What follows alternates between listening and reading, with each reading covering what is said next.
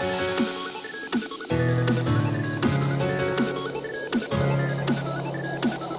everyone, and welcome back to Season 16 of AOR F2 on Xbox One. We're here today for the 6th round of the season, the Monaco Grand Prix. And here we are on our best qualifying lap then. And as you can see, we sort of have started it quite close to the back of our teammate here, quite a bit inconvenient. We did two runs at the end here, and we sort of like caught up to LGS just as he was gearing up to start his one and only run here at the end. And obviously, you know, at Monaco, shortest and probably most narrow track on the calendar. Yeah, it's hard for 20 cars to find space in qualifying, especially when everyone's trying to get in on that mad rush at the end. But yeah, luckily luckily the Dirty Air is nowhere near as powerful as it is in real life, so it shouldn't really affect us too much. And yeah, it's funny really, we probably should have been trying to orchestrate slipstream at some point during the season, but yeah, it's probably not the place you'd want to be doing it. But nonetheless, then we still had a pretty good lap here. Then we certainly improved, and yeah, we need to sort of try and sort of bounce back really, because we had a bit of a disappointing result last time out in Spain, obviously with the front wing damage on the first lap, and it meant we finished out of the points, as we actually, for the first time this season then, qualify inside the top 10. We're 9th on the grid, our teammate LGS in 7th, and yeah, we had a very good qualifying, I thought, in Spain. Sort of as a team, we had like a decent one, and yeah, we've taken it another step up there in this one, both in the top 10, and we'll see what we can do from there then. Of course, track position is crucial in Monaco, so yeah, we'll see what happens then in the race. So here we are then for race day at probably the most famous racetrack of them all, the Monte Carlo Street Circuit, for the Monaco Grand Prix in Season 16 of Apex Online Racing F2. And as you can see, it's clear skies then today, and yeah, we'll be hoping maybe it stays that way.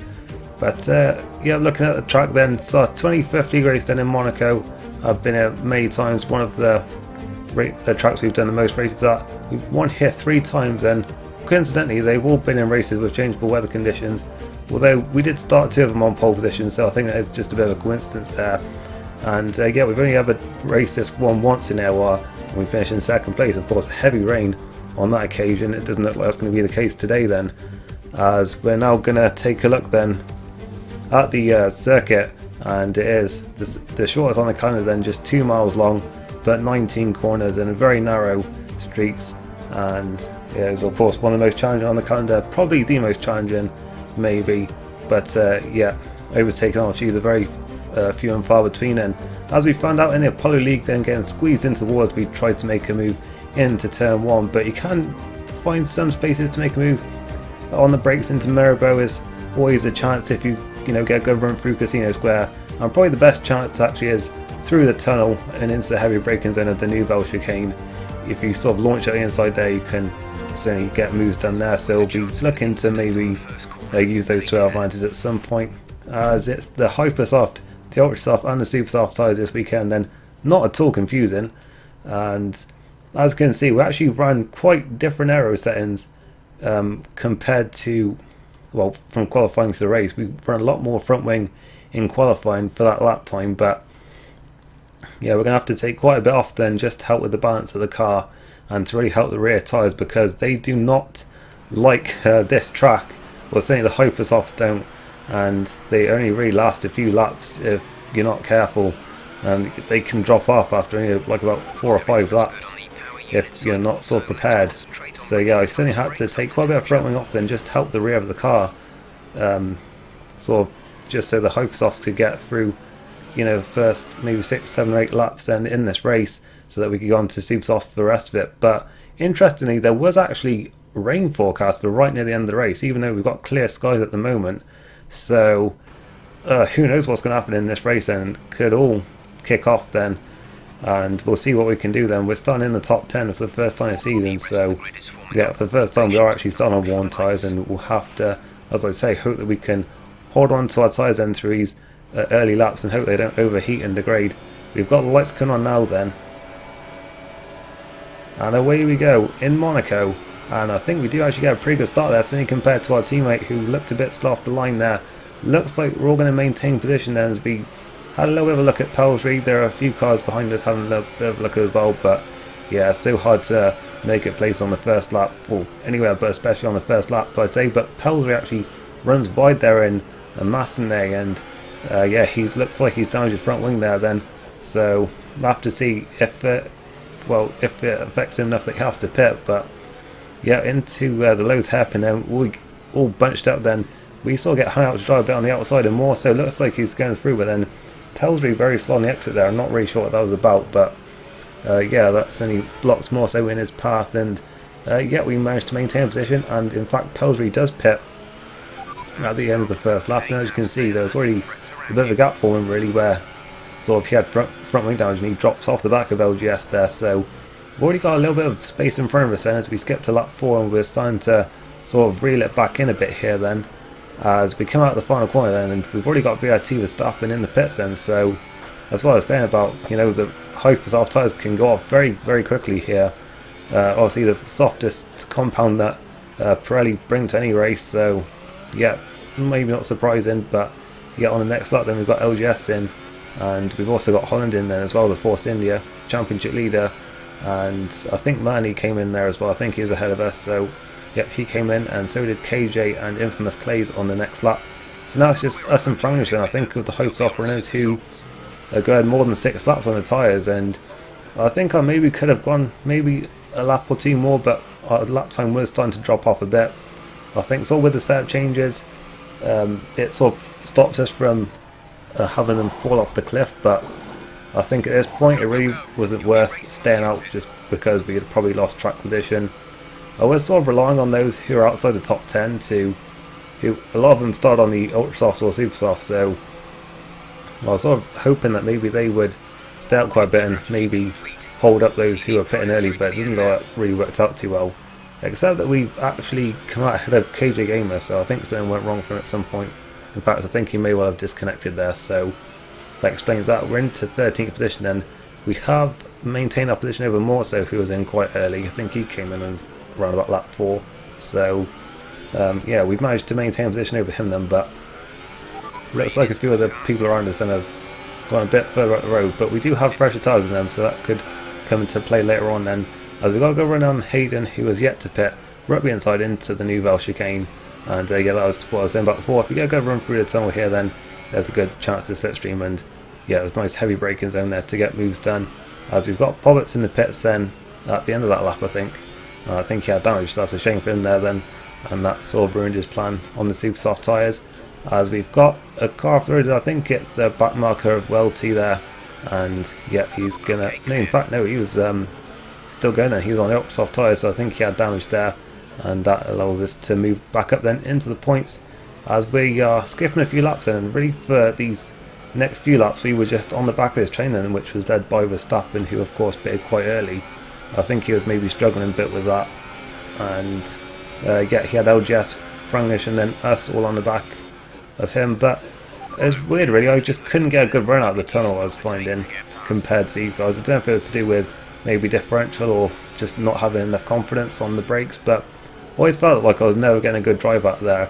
As in fact we've got X-Power then with maybe damage or a puncture, I'm not sure. He was very slow there, and he allowed all 4 of us to go through there, so yeah, that gains a place. And then on lap 21, LGS has hit the wall there into back, and he's got front wing damage. I have to see how major that is, but it did look like quite a few bits were coming off, and it'll be a massive shame for him if there's a case, and yep, he is pitting. So yeah, big shame for him there then, going quite well. And there's been quite a bit of field spread because quite a few people went out near the back, so there is quite a gap behind, and he can stay in the points. I think he's in 10th position. But we skipped to lap 23 and the rain has come down already then, so a bit earlier than people expected maybe, and that could maybe throw a bit of a spanner in the works then. I think people may be hoping that they wouldn't have to go on to these tyres and the Inters. As Inter to back on lap 26, and there's a back marker in the middle of the road, and Smith's out of the race, Verstappen out of the race, Franglish has got damage, we've got damage, and well, that just came out of nowhere really. Yeah. We're going to have to pit then, and we're going to go on to the Inters then, maybe a bit earlier than I wanted to. I was actually quite slow into the pits there just because I wasn't really sure if that was the right thing to do there. but yeah, we come in then, we're going to have the front wing change. We're going to go on to intermediates now. And what happened there was Ollie was a lap down, he spun on the exit to back, and then yeah, obviously Verstappen, Franglish and me, we were all just coming around that corner completely, you know, blind to, you know, the car that was in the middle of the road on the exit, and yeah, all just piled in, unfortunately. And a shame for Verstappen, because I was race over from about 6th position, and yeah, we've actually, like, that's actually played out not too bad for us then, assuming the rain comes down quite quickly, because obviously we gained a place on Verstappen because he's out, we've gained a place on Franglish, so it may actually have worked out for us then, as LGS pits for the Inters, and quite a few laps later I have to say. It did take a while for it to start raining again, well, raining heavily, but Beefer, as I think we're just calling it now, it came out again on the ultra soft tyres, which was a bit odd, but I don't know if he meant to do that or if he just didn't think it was that wet yet. But yeah, he goes wide and breaks his front wing there on lap 31. As yeah, he runs wide and into Mass now. I was just so cautious here not to run into him, pick up any damage, pick up any penalties or whatever. So yeah, I took my time with that one. As we're up to 6th place, then Franglish a decent way behind us, and more so, I don't know where he came from in this one, but yeah, he's found himself up in 5th place. I don't know if it was that instant with, well, the pile up into back, but yeah, he really just came from nowhere there to get up to 5th place, so I don't really know what happened. I think maybe just because we were slow on the inters maybe for a few laps before the rain came down. I don't know if that was when he managed to pick up the places, but yeah, he really made that one work for him, and yeah, fair play to him. God, really don't know where he came from, to be honest, but nonetheless then, we've actually came out in a good position. I do think that that instant in a weird way did benefit us, because we did move up to 6th place then, and that is where we finished the race. Nearly a lap down in fact in the end, but it was infamous Clays then who picked his way through all the carnage then, and picks up his first win of the season with the championship lead. VSR Holland extended his advantage then with that 2nd place. Melanie on the podium in 3rd, Dralix in 4th, more so in 5th place then, and yeah, we were in 6th place, and LGS then, even though he had that front wing damage, he was still up in 8th place. So yeah, that's what I was saying about, you know, those at the back really sort of dropped off quite a lot, and yeah, allowed the rest of us who were sort of higher up to, yeah, comfortably get into the points still, which, so yeah, some good little points there for Ferrari. And yeah, we'll have a look at the standings now then, and yeah, as I was saying, Aiden Holland yeah, extended his lead to 33 points then with that one, with Melanie in 2nd, overtaking Rosberg, who I don't think scored points here. So yeah, he's really just extended his lead in the championship at this point. And looking further down then, we did get a place then today, moving back ahead of Verstappen, who very unfortunately was taken out of the race. LGS moved up as well, but just like how close it is from about Clays in 7th place to, well, to the bottom really, because yeah, he's only on like 29 points, but he gained 11 places today just from winning the race. So this midfield battle is really just so close at the moment, and so many people really have a good shot at finishing in the top 10, I'd say. So yeah, this midfield battle is looking really exciting, and it's almost like real life in like F1 for like quite a few years really, where hasn't always been like, you know, happening at the front, but you can always rely on the midfield battle to be very close. So yeah, I'll be interesting to watch out for the rest of the season, and looks like we're very much a part of it then. So yeah, we'll see what we can do then. The next race then is not Canada, and I'll just say now then that we did mean to do Canada. We were there, we were doing the race, but yeah, a few people disconnected, and then there's a bit of a, well, mess up really with the restarting thing, because it wasn't meant to be restarted. It hadn't really matched the conditions for a restart, but it was called off anyway. So yeah, we're just gonna have to, you know, get on with it really, and we're going to be doing that sort of later on in the season, I think, after the Russian Grand Prix, when there's meant to be a break. So we'll be doing the Canadian Grand Prix sort of then later in the season basically. So the next race will be France, and yeah, a new track then, so we'll see what we can do there. And yeah, I'll see you then for that one then. So thank you for watching, hope you enjoy this one, leave a like if you did, I'll see you next time, goodbye.